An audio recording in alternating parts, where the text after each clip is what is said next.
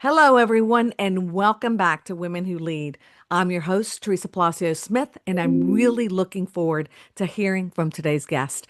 This episode is titled Steadfast Leaders, and it's about a kind of leadership we all recognize when we see it: steady, thoughtful, and grounded, especially in moments of change or uncertainty. It's the kind of leadership that doesn't have to be loud to be powerful because it's rooted in character, care, and consistency.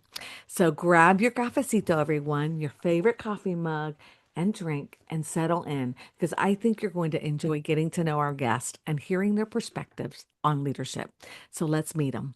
So introducing first, I'm honored and to welcome MaryAnn Vitale Alles. She's the CEO and president of Berkshire Hathaway HomeServices Select Properties, a respected enterprise leader whose strategic vision, culture stewardship, and unwavering standards have shaped one of the most admired brokerages in the Midwest. Welcome, MaryAnn. I'm so happy to have you here on the show. Well, thank you, Teresa. I'm thrilled to be here and honored that you asked me to be here. And I Um, know it's hard getting you here because you're so busy. And we know why in a few minutes, right? We'll talk about that. yeah. Next, we have Amy Gant. Amy is the Senior Vice President and Regional Manager of Berkshire Hathaway Home Services Georgia Properties, where I came from. So, Amy and I know each other and go way back. A trusted executive known for her steady leadership, thoughtful decision making, and deep commitment to developing strong, capable leaders. Amy, I'm thrilled to have you with us as well. Thank you. I am thrilled to be here. And then Jackie Reddy, a Berkshire Hathaway Home Services Panoramic Properties, a relationship centered leader whose advocacy, authenticity, and care for her agents have built a culture of trust, collaboration, and success. So, Jackie, welcome. I'm excited, first of all, because I'm from Mississippi and I love the fact that you are in our Gulf Coast where I went to school at Southern. So, It's to welcome. the top. Thank you for having me, Teresa. I'm excited to be here. Perfect. Well, let's dive right in. And I always ask this question because I'm really interested in learning from each of you because, real estate is one of those businesses or areas that we don't always go to. It may be a second career versus something that we chose to do from the very beginning. So, the first thing I want to know is tell me a little bit about the company because a lot of people may not know you as well as I do. Tell me about your company, your market, where you're located, and what led you into real estate to begin with, and what led you to the leadership role that you have today. And I'm going to start with you, MaryAnn. So we are located in St. Louis, Missouri. We service both St. Louis and across the river in Illinois. We have two offices. We have 565 agents. We have 10 offices, and we keep growing. You do. What led me into real estate? Well, that's a great question. I was drawn to real estate, I think, mainly because of the relationships and wanting to help people. And, when we interview people today, they'll say, I want to get into real estate because I love people and I love houses. Well, I was more at a very young age, started to have an interest in real estate and also found it intriguing on being able to build wealth from owning real estate. So I started off with buying some rental properties and investments, and then realized that you could help people by achieving their dreams, and not only buyers and sellers, but our agents. And I love helping people to build what they want to build in their careers. It's very fulfilling to me. And I don't think I started off wanting to lead a brokerage, but it just seemed that people saw something in me that maybe I didn't see. And they sort of started asking me, what do you think about, managing an office? And I was like, me? And then I started managing an office, and then I realized the reward that I was receiving by helping them being able to build meaningful careers. And then it just kind of came natural, advocating for agents and improving their systems and being able to build a culture and helping them when they were getting so busy and they needed to build a team. And so I enjoyed working with them on figuring out, what's falling through the cracks. What do you need help with? And sometimes they don't know themselves, and being able to recognize what they do best and what their weaknesses are, and being able to say, right now what you need is a transaction coordinator, because they immediately think, oh, I need a buyer's agent, I don't want to show property. But I think it's just because they haven't really sat down and been able to talk to someone and figure out what they actually need. Well, MaryAnn, that first of all, that is such a talent, number one, that you knew early on that investing in real estate would lead to wealth creation. Not many people realize the connection. So amazing. And the fact that you're able to see what people need and the talents that they're missing and the talents that they have and how to use that best to fulfill their careers. I think that is awesome. And I commend you for that. It's a tough business. It really is. Oh, it's tough. It is. It is. It's a tough business, especially Anybody right who now. tells you it isn't, they're lying. That's right. It's tough.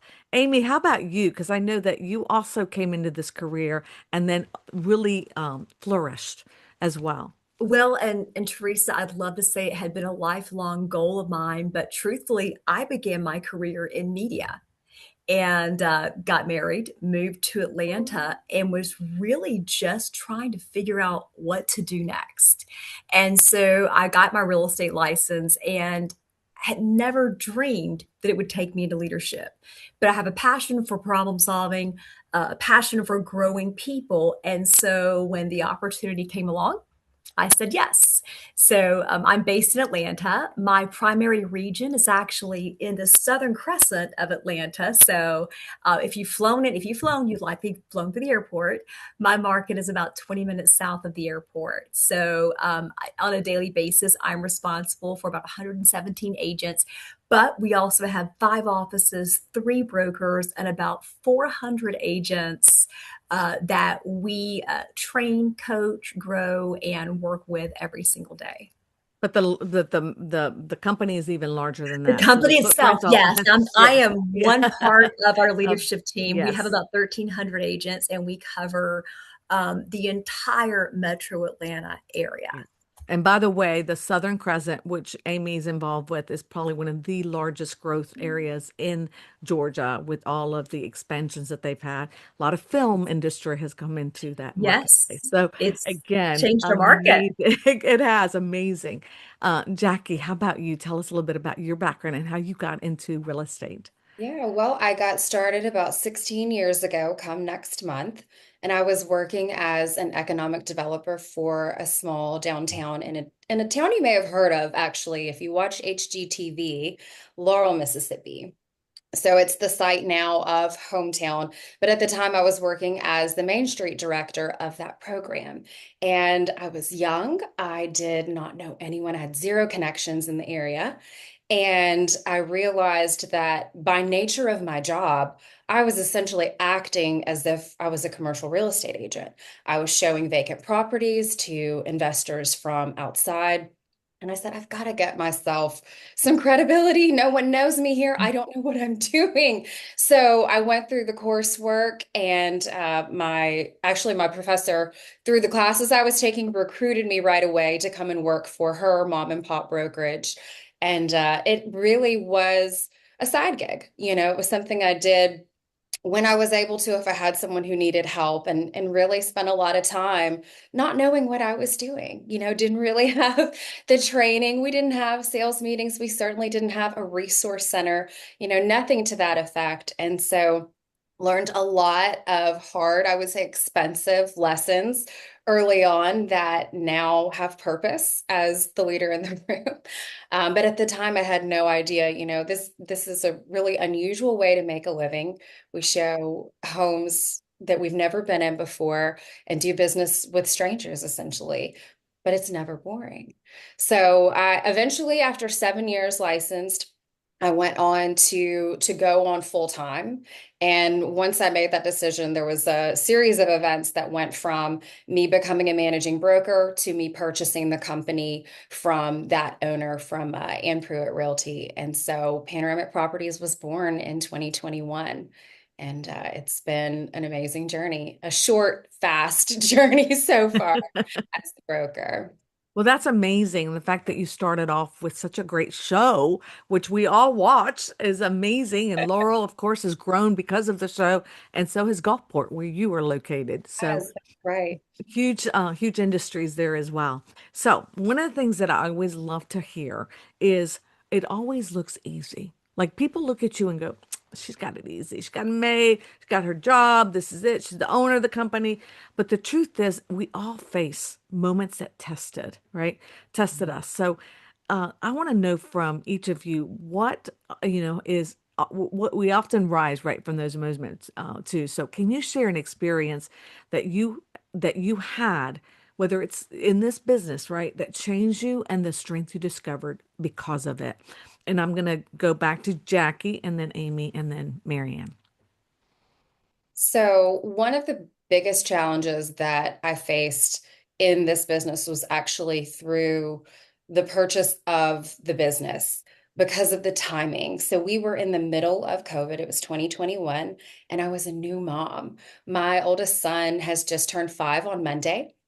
And so I was a brand new mom learning the ropes of motherhood. I had given myself a sort of arbitrary 60 days of maternity leave. Like I gave that to myself and I said, please, no one call me unless everything is on fire. And they did. They really supported me, through that. But directly after opening doors, and you know how it is to open, right? There's a lot going on. Directly after opening doors as Panoramic Properties, I lost within 30 days my transaction coordinator, my personal transaction coordinator to some illness. And then our office manager became deathly ill to the point that we actually were told she may pass at any time. And she was hospitalized for 6 months after that. And so I went from having this great support system, getting ready to launch my brand new business to really having almost no backing and being a new mom and trying to figure Wow. this new role out. And so I look back and think, wow, that was business trauma. I didn't know it at the time while it was happening to me, but it was truly business trauma. And there might be some people along the way I have to apologize to for, what took place during that time because it really was a bit of a blur. But honestly, a saner person probably would have said, looking at these hurdles back to back to back, this is a I sign. give up. Keep going. Don't keep going. But failure was just really not an option. And I know that with leadership, there's a lot of skills that can be taught, but there often has to be. And I know that y'all see this in the leaders you have spied for your growth, for your companies. There's also got to be that born quality of just really believing that this is the Mhm. role that you were born to play, not necessarily to lead, but to help other people, right? And so that was just written on me, and I knew that I had to forge ahead. So yes, looking back, I maybe was crazy, but we survived that time period, and we're better than ever. So it tested me. It was my fire. Wow, that is a lot to go through. A new baby, and then two of the people that really had your back and that really worked with you to get sick and to leave the business. But again, you're here today and striving. So I love that. How about you, Amy?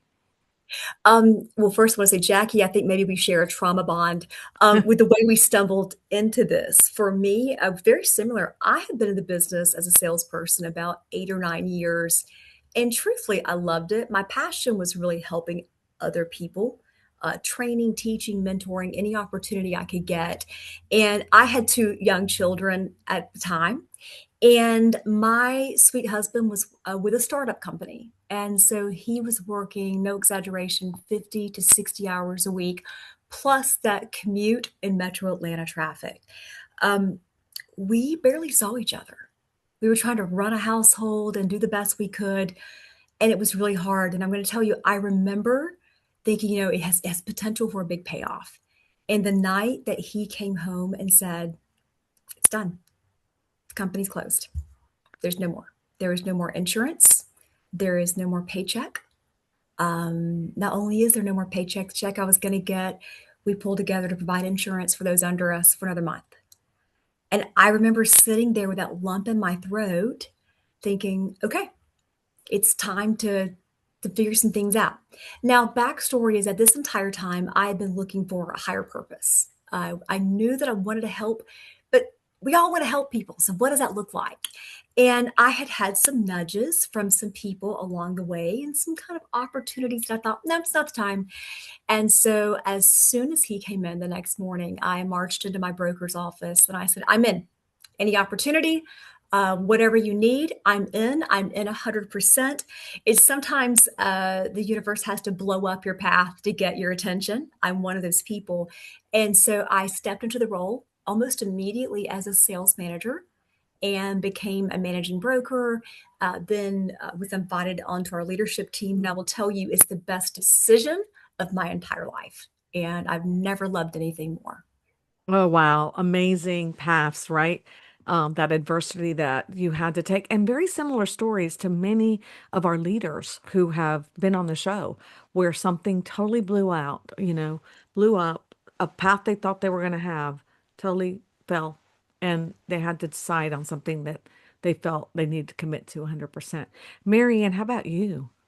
Well, I've faced a lot of adversity, and I think adversity is a great opportunity to grow, right? We all grow from adversity, but I think the most important thing is, when we started the company 24 years ago now, there was a lot of naysayers. We were never going to make it. We were going to fail. And we left a very strong company and started this company. And the agents would come in and they would say all the drama that they were hearing. And, I just knew then that you had to lead with transparency and convince them to, we're in no drama zone. We are here to make money. I'm going to teach you how to make money. And we are going to just continue to work because we are survivors. I think as a leader, you may not know all the answers, but one thing you can do is stay in charge, be transparent, and tell them that they're going to win. They need to hear that, and they need to hear that a lot. And I face adversity from not being aligned with someone that worked for the company, and that was more recent than when we started the company. And there was, of course, all the chatter among the offices, like what happened. And if you just tell them the truth, we weren't aligned, and so I felt like we needed to make a decision and move forward. But here's what we are, and then speak about who you are and what the vision of the company is and where you're going. And then, that's what they need to hear: a strong, steady, transparent leader. And I can't do that enough, and it teaches them too, that when they face adversity, that they need to be clear. And I use that a lot, and I probably use it more than I should. But I always say, is there any questions, and have I made myself clear? Because I'm happy to talk more about it if you feel like the message is unclear. Well, first of all, your authenticity, I think, shines through, and the confidence that you have, which I think is really important, a different differentiator in so many leaders. And the fact that you said, you know what, I'm going to have to make the decision that this person doesn't align with our company, our goals, and our vision and my vision, and make the decision and then explain it to everyone. So many times that is hidden. Like that is hidden from people. And I think it's important for people to know why, because when the why is known, the how becomes easy, right? Mhm. So I think, first of all, kudos. I know that that was a tough thing that you had to go through. One thing that I see at the executive level is self-doubt. Sometimes that shows up.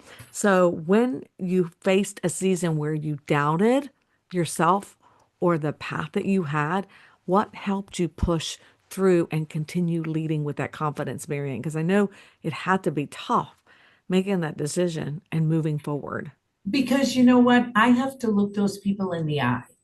And I have to believe that they made the decision to be with us. They could go with any company out there, and trusted in us. And I tell them all the time, I feel very fortunate and very lucky that I get to serve them every day. I think an important thing about leadership is that you surround yourself with great leaders. And I learn from the agents every day. I learn from the leadership team, our employees. Heck, they're probably way smarter than me, that's for sure. But I have to look them in the eye and know that I'm doing what I can do to my utmost ability to make their lives better. And because they entrust that in us, I don't want to let them down, and if I hear something from the agents that, what do you think about this? And I listen, and then I try and help them if that's going to make it better for all of our agents. And I think systems and our tools, we constantly have to be looking at everything. Otherwise, we're going to be stagnant. And we can't be stagnant and not as fast as this market's moving. And with AI, I try and give them one little AI tip.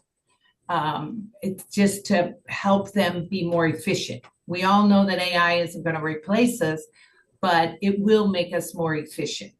Perfect, perfect. Jackie, how about you? Because I know being economic development, I worked with economic developers here in my real previous role, and then transitioning over. What are some of the things that you've seen that have helped you develop? Really selecting the team and putting together a group where we can have a strong supported culture within our office. When I first started the company, I had this idea that we never wanted to replace anyone's family, right? Like I wanted to help them because of some of those lessons that I learned early on. We wanted to be able to give them their time back, essentially, like give them really great systems so that they could spend their time where it mattered the most. And that was really important for me from day one. So, with every possible recruit I sat down with, I said, hey, our job, my role here is not for this office to become your family. We want you to spend time with your family, right? But to give you the tools that help you meet your goals so that you can keep your priorities aligned properly. That was the idea, right? And what happened over the last 4.5 years, I think by respecting those boundaries so much and leaning into that, we did become a family. We became our own little family, which is amazing because we do have such a diverse office, people from all different walks of life. And I love that about us. But regardless of these backgrounds, we can all come together and be there for one another. And we don't look at each other as competitors, but we are pushing one another. So that was really unexpected because I thought, we're going to have these hard lines and we're going to keep everything really crystal clear on that. But in fact, having that respect for one another actually has made us our own kind of family system. So that's been a beautiful surprise to me. And like MaryAnn said, we're just constantly learning from our agents. They're showing us something new every day. Well, first of all, I love that creating that culture right from the very beginning. And you are a family. I mean, all of us are family, as we connect in the industry that we're in and the goal of helping others in that search for homeownership, right? That's always, what I think unites us all. Amy, how about you? Well, you just said something so powerful, and yet it's so simple as we're family. When I first stepped into leadership, we talk about self-doubt. I wanted to be everything to everyone. And yet I realized I was failing myself. I was failing those around me. I was even starting to fail my family. I struggled with that work-life balance and separation. It takes a toll on you every day when you wake up and feel like you're failing in small ways. And so I created this thing, and feel free to judge, of work-life blend. We're just all meshed together. That way my children didn't say, well, mom, you're on the phone again. And my agents don't go, oh my gosh, you're out with your child. My kids are teenagers now. They're becoming young adults, and it is not uncommon that after a business meeting, one of them will pop into the office, or my husband will call and go, hey, I've got to tell you something great. This is fantastic. Or maybe they just need a hug. We cherish those moments. Or they stop by. And my agents know their stories. At the same time, by blending these two, now my team, they may have an urgent situation. They may have to interrupt my dinner, and that's okay. They may call on nights or weekends. I think most recently I had the privilege of going to Switzerland, and I'm hiking on the top of a mountain and singing happy birthday to an agent. And we just kind of do life together. We know the names of our dogs and our children and what makes us tick. And it really has created this energy in the office that you can feel whenever you walk in. And I'm at the stage of my life where I'm not nearly as young as I was when I started. And so I'm into the stage called legacy living. And every single day, every single one of us had the chance to leave fingerprints on people. If you're having a bad day, congratulations, you're going to leave bad fingerprints. And can I change the world? I doubt it. But can I change 3 feet around me on any given moment? Yeah, I can totally do that. And so what you don't realize is that this is contagious and it spreads. And so even when the self-doubt is still there, sometimes it's good for us. It pushes us forward and forces us to get a little better. My goal every single day is to, at the end of the day, to be able to go, who did I leave fingerprints on today? And are the ones I'm proud of. That's so beautiful, Amy. That really is. And I love that. I love that blended because I think it is. And I think one of the things, Marion, you talked about from the very beginning was AI and how, agent, one tidbit too, how it can helps us. But the fact that you all talked about these relationships within our offices, within our people, within our families, that's where, AI will never be able to touch, that because that's true love and true caring. All right. So one question I always love to know is, you know, you've said, Amy, I'm no longer, young or, I'm at a different level, right? If you could go back and give your younger self a piece of advice, what would it be and what would you tell her to let go of? I This would start with you, question Amy. is so hard, and yet it's so easy for me. So, right as I was transitioning from an agent into a management position, I had the privilege of going and hearing a national real estate speaker. And at the end of the week, he walked us through this visualization exercise. And sometimes you have to go all in on things, even though you're sitting around with 1,000 people or more. And it takes you through, okay, you're seeing yourself in 10 years, you're seeing yourself in 20 years, 25 years, 30 years. And you're visualizing what does it look like around you? Who's there with you? Who's not? What changes are there? And in this experience, you go and you meet your future self and you ask a question. What's one piece of advice you'd give me? And I remember this like it was yesterday. And that future self, that image in my head, looked me dead in the eye, um, with wisdom and with compassion, and said, remember, no matter where you go, no matter what you do, people matter. Treat them with kindness, treat them with integrity, and treat them with respect. And that's all you'll need to know. Everything else will fall into place. Oh, And I now swear by this. It's part of the way I lead. It's part of the way I use this in my friendships, and it changed my world.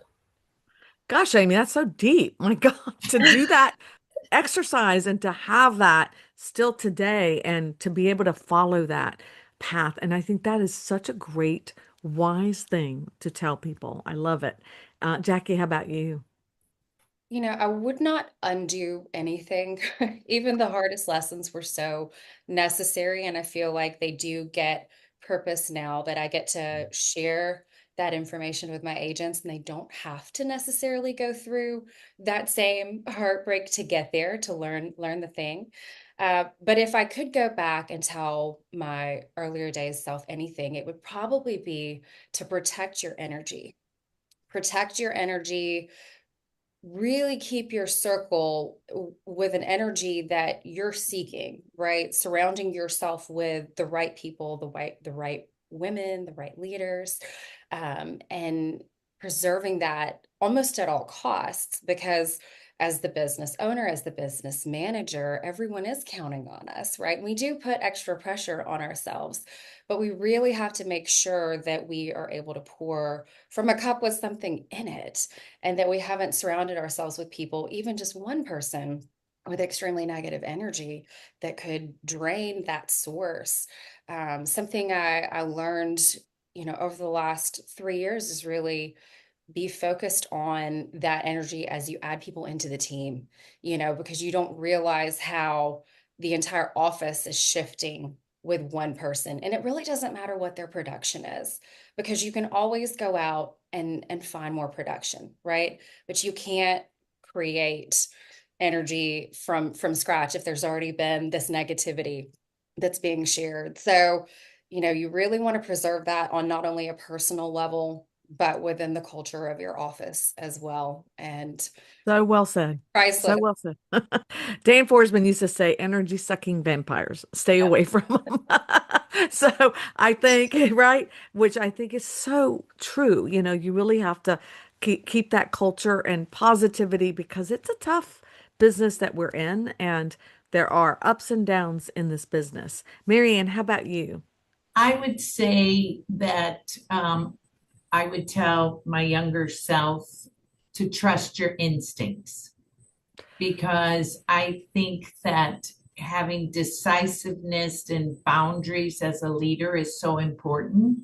And not every decision may be favorable, but I think making the right decisions over time compounds, and you have to just make the decision and trust your instinct. That is very, very true. And I think a lot of us go against that all the time. And I have said, MaryAnn, in my, even like when I was traveling, trust your instinct. If this doesn't feel right, it doesn't feel right for a reason. Mhm, So say, trust it, right? mhm. Sometimes we're Even like, with, oops, go ahead, even with, no, I was going to say, even with hiring, yes. when you're interviewing and, a little something comes up, you just got to trust it. I've hired people without listening to my instincts, and they've been wrong decisions.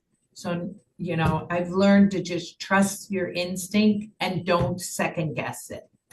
Beautiful, beautiful. So, another question that I want to know is what do you believe many leaders misunderstand about truly empowering others? This one, anyone who wants to answer it, because I think I just want it open to, whoever is willing to answer that question, because I think a lot of times there are misunderstandings about what it is to empower others. I'll take that one. I think the two go hand in hand with your culture and empowering people. So, culture, I've been called queen of culture. I think people thought that was pizza parties and games in the office. And it's so not. It's about creating standards and accountability. It's celebrating wins. It's learning from your failures, and it's sharing those failures with others so that they don't make the same mistakes. It's the power of collaboration. And a dear broker friend of mine reminded me that one of the biggest compliments you can ever get in your career is when someone you've poured into and mentored advances. That's a reflection of you and the fingerprint you're leaving. So I think whenever you can empower others, it's a direct reflection on you too. And there's enough success for everybody in the room. Um, it's growing people, but more often it's about growing with them. And to me, that's incredibly empowering. Oh, that is so beautiful.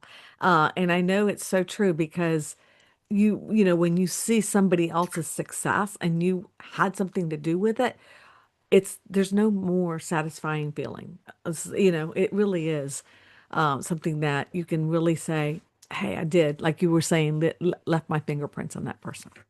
All right, let's talk about what's real right now because today's landscape is changing, right?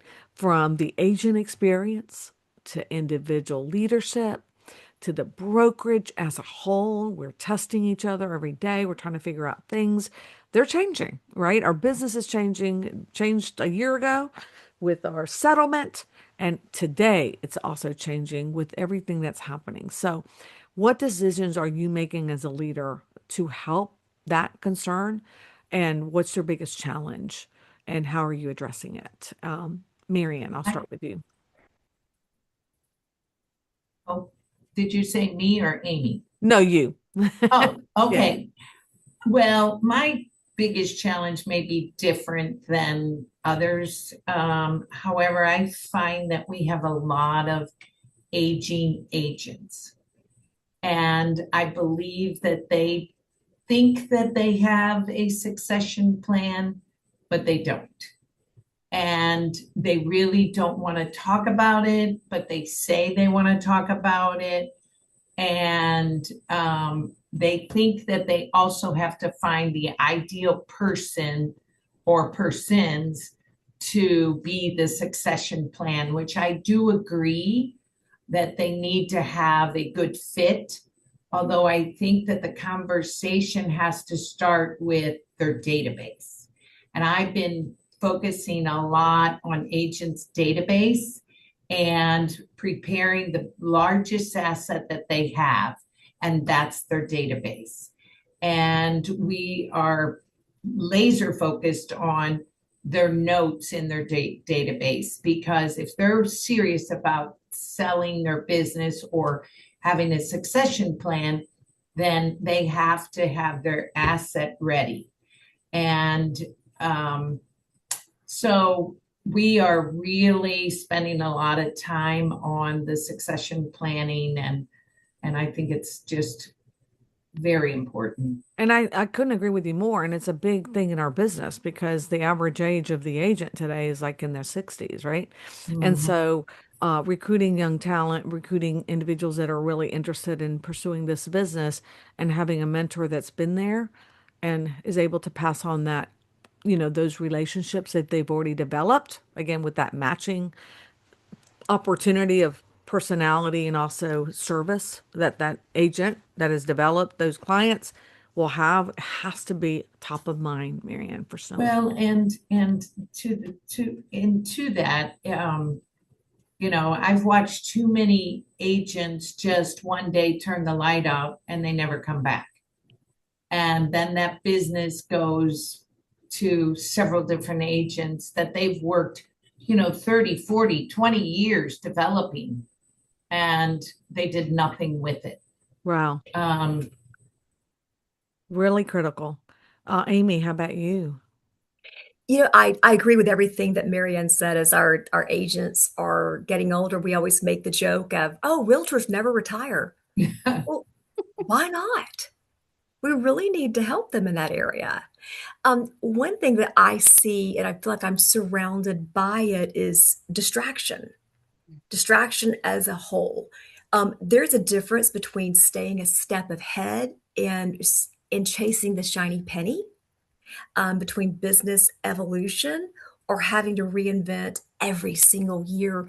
And I think it's getting harder and harder to stay focused because think about it, we have so many things that are thrown at us. And now with AI, we can create just about anything, but we still need that art of human touch. Mhm. So it's hard to stay focused on what's really working and keeping it whole and keeping it real versus chasing something that's, oh, it's the new technology, it's going to be amazing. It's great, but understanding what problem we're solving in the first place. And also with that said, also leaving a company because of the shiny penny instead of Absolutely.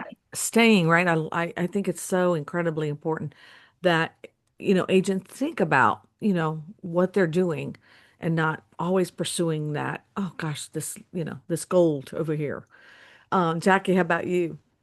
So I've spent a lot of time thinking about the agent lifestyle kind of holistically, like looking at what were my issues in years 1 to 5 and going, how do I get ahead of those things, right? And so we will bring CPAs to the firm. We will bring retirement consultants to the firm. All of the agents are independent business owners, essentially. So how do I help them be a better, first of all, see themselves that way, and secondly, be a better business owner? And really empowering them to set up their business within this company. And so I bring in experts to sit down with them to talk about those things. And really the forever agent training that is offered, I'm sort of doing a version of that with the agents specifically related to their career, right? To say, okay, look, you have all of this data at your fingertips. You have all of this resource. And if you're not becoming an investor yourself, right, then you're sort of missing out on setting up that exit strategy you were just talking about, MaryAnn. That can be one component of someone's retirement, right? And so really making sure that all of this income that they've produced over a lifetime isn't just easy come, easy go with no long-term retention plan of what to do. So just really sitting down with them one-on-one and saying, this is where you're at in your life. Here's where you're telling me that you want to go. We need to make sure that that includes a plan for your retirement, a plan for your real estate investment. We've got to make sure your taxes are handled. Like all of it, that basically the conversations I wish someone would have had with me as a brand new agent. You That know, is just I, epic. I think that's amazing that you're I doing have that. a lot of young agents. I do. And ironically, I think everyone assumes that, new to the business or new to adulting individuals are just technology obsessed. And truthfully, they also hate it. They It's also is that, I mean, hopefully that is encouraging, but they feel overwhelmed by it. It makes them anxious. They're tired of it. They've grown up with it, right? And so if I can take the time to actually sit down with them and have a real conversation, it's becoming a scarce resource, right? That they would get that kind of attention that is truly interactive. And so they do love that. And in 2026, we're really focusing on trying to provide for both our clients and me to the agents analog experiences. AI is a fantastic tool. Being able to meet digitally just like this, it's a necessity, right? But being able to actually sit down with one another and have those conversations is just so crucial. Oh, I think that's amazing that you're doing that and so critical to every agent's need today because how can you teach others what you don't do yourself? So I think that's Right. amazing, right? Mhm. MaryAnn, I'm going to go very personal on 3 questions for each one independent. And then we'll wrap this up because we're running out of time. Can you believe this? So, you lead one of the most respected brokerages in the Midwest. How do you balance operational excellence with culture, and what do you believe has been the most critical to sustaining trust and performance across your organization and your agents? I think that culture is an operational excellence. I think that people want to be accountable. And we do a really good job of making people accountable. It's a way for them to grow and improve. And so it's, I think that the culture too comes from being respected, heard, and then being supported. They know that, I mean, this is a woman-owned company, and Deb and I are very available. They know that they can reach out. I have agents say that to me all the time. We love that we can pick up the phone and call you, and you answer the phone and you hear us. And I think that that's what we offer and sets us apart than other companies. A lot of people say they have culture, but I believe we define it by what we do and how we care. I think it was Amy or maybe even Jackie both said it. We're a family. I mean, we know their kids' birthdays, we know, and we support them when their times are bad. We're there for them. We not only support the Sunshine Kids, but we support each other's family locally in times of need and our own communities. So I think it's important that we do that. Other companies may say that they offer a lot of support, but I don't believe that they do because our agents, when they're doing transactions with them, will say, this agent didn't know how to do this or this or this, and they couldn't get a hold of their broker or what have you. And anytime I call our broker, they answer the phone and they're there for us. And it means That is a so lot. key, MaryAnn, It that is does. so key because I've called so many people, and I can tell you the ones that do not answer the phone, and I don't get it. I don't get it Well, in and this business. we do what we say we're going to do. We don't just oversell and underdeliver. I We say our leadership team will answer their phone. Your broker's available. You're 24/7 and we're there. It's funny because you'll ask, hey, are you working with an agent that should be with our company? And they're like, oh my gosh, he was so bad. He cost his seller $6,000 on. oh, And I'm like, wait a minute, slow down. I said, who are they with? And XYZ company. Well, let's talk. They probably need us. They probably need to be trained by us. They need our support. You shouldn't just give me their name. Let's talk to them. that's the perfect answer, right? Because if they're not getting it where they're at, they need to come to you where you Right, know you're going to get everything right. they need. Amy, how about you? You see multiple, oversee multiple markets in your region. And how do you stay connected? Because you've got your agents, you talked about that, but then you're also managing brokers that also need your support. And how does that shape what you do and the strategy and support your model? Well, I think it starts by just asking the right questions. Don't ever assume that you know what someone needs if you haven't asked them. I want to know, what do you love? What are you doing really well right now? What are you loving about your job, your office? And then I also want to know, what's bringing you pain right now? Where do you feel like you're struggling? How can we help there? Then you can help bring solutions. Also, I see it all the time with again, that nature of we want to be everything to everyone. Don't be afraid to pull in help. There are days and weeks where I know I'm going to be spread really thin. The best thing you can do is bring in reinforcement because you're starting to grow other people around you. I want to know, if something were to happen to me tomorrow, who could step right in and not miss a beat? We're always training up, we're always training out. So make sure you're asking good questions and pause and actually listen, I respond. love that. I love that. And the fact that you're pulling other people in to help you when you are not able to be there or support or whatever, I think that is very eye-opening because a lot of people don't see that and that's where they fail. So again, Amy, thank you for sharing.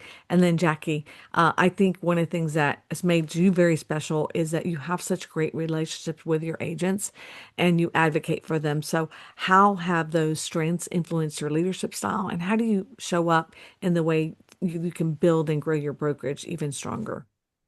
So I do have a small brokerage compared to the other brokers that are here, which I guess gives me some advantages when it comes to being able to split my time amongst all of these individuals. And I'm really careful about that, right? I want to be able to give them the bandwidth that they need. Because if I'm not available, that they sense it, right? And so I am accessible to them. But when we sit down and do our business plans at the beginning of the year, if their goals aren't wild enough, I will push them. I will say, look, these are great goals. There's nothing wrong with these goals, but I need you to really dig deep to your inner child and let's get crazy here. Like, we really need to be pushing it. And it isn't about production. it's about what do you visualize? What sort of life do you want to see? It's not about acquiring items either. I mean, maybe it's a trip that you want to take, or maybe it's a nonprofit that you want to start. Like, let's go there together. And so if they bring me a crazy marketing idea, like, hey, we want to start a podcast, I'm in with them. 2026, my mantra has been do as I do, meaning I have to do all the things that I preach at them. So I have been on their podcasts. I'm helping them with their investor brunches, and I'm right there with my sleeves rolled up, ready to go. But it's really about making sure they feel safe having a wild goal or dream, and going after that and enabling them to get it done. I think that is amazing that you're doing that, because a lot of times we don't push people enough. We know you can do more, so let's really dig deep, right? All right. Last question before we signed off. I'm going to ask you this one first, and just a real quick answer, because I think it's important to give credit to those people that have really influenced us and really made a difference in our lives and have shaped who we are. So, Amy, I'm going to ask you who, stands out that has really made a big impact on you and that you want to give credit to where you are today. I've been wanting to do this for several years because I've had so many people, including brokers, who have poured into me, who I now have the pleasure of calling friends. So I'm going to say, Teresa, you may not know this. Shame on me for not saying it sooner. As a newer agent, when you were still doing corporate relocation, I called you on 3 occasions that stand out, and you would not know that I was on the brink of tears. I just didn't know how to find the next step. And you quickly reminded me, as Amy, this is not about you. The emotion they're exuding, these were international clients. This is about them moving to a new country and hoping their culture will blend with their neighbors. This is about them learning how to pump gas. And you gave me questions to go back and ask them that put them at ease and always made me feel like, hey, you're not broken. You're not stupid. This is just something new. So from the bottom of my heart, thank you. I've been wanting to tell you that for Wow. years. That's going to make me cry. Gosh, I don't even remember doing that at all. But oh, thank you, Amy. That's very kind of you. Really is.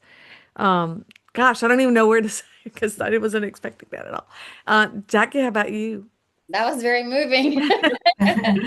Well, this one is probably going to sound a little bit cheesy, but it's actually my mom.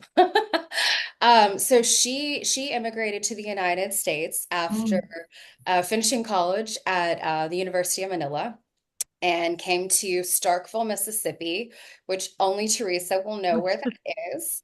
And part of there's a marketing story here. I'll be brief, but in the Philippines, she didn't realize it'd be common practice to send a handwritten letter as part of a marketing process, right? So they send out every year for recruitment these handwritten postcards saying, we really can't wait for you to come be a student here. So of all the programs, she was trying to study food science. She got the letter from Starkville, and she said, oh my gosh, they really want me. And that's how she picked that school of all the schools. So that's why I'm a Mississippian today. And she is someone who is so grounded. Every morning starts out the same way for her. And in spite of anything going on in her life, she wakes up really early ahead of anyone else in the house. And she meditates, she journals. She's 70 years old. She journals every morning. She prays for all of her loved ones. Okay. Her prayers are so powerful. And she just really sets her priorities and her intention for the day. And that is something that has built and really set her focus for a lifetime. So I'm hoping that I can live up to that. But yeah, she did the big brave thing, immigrated over here, and Wow, has what a just been my huge, role model. I love that. So she's a bulldog, you're telling me. Yes, yes. Okay, girl. I love her already, Mississippi. Oh, that's beautiful. Marion, how about you? Oh, well, Jackie, you stole a little bit of my story. So mine is, well, two people, honestly, but would be my father, and he's deceased, but he was an immigrant from Italy, and he came over here, probably the hardest working person that I know, and gave his children a very good life. But I have to tell you, so a little bit of my DNA being in real estate was kind of started with him, back, and he's been deceased now for 40 years. However, he would buy investment properties. And as kids, we would have to get in his truck and go clean the halls of the apartment buildings. And so I learned at a very young age, you're going to work. And we did work. And he taught me some great work ethics. And I try and pass that on to my granddaughter today about life lessons. And so anyway, he would do some basic things. He was in construction, and in the wintertime, when he didn't have a lot of business, he would go back to his past customers and he would go deliver gifts to them, and he'd pick up inside jobs doing this.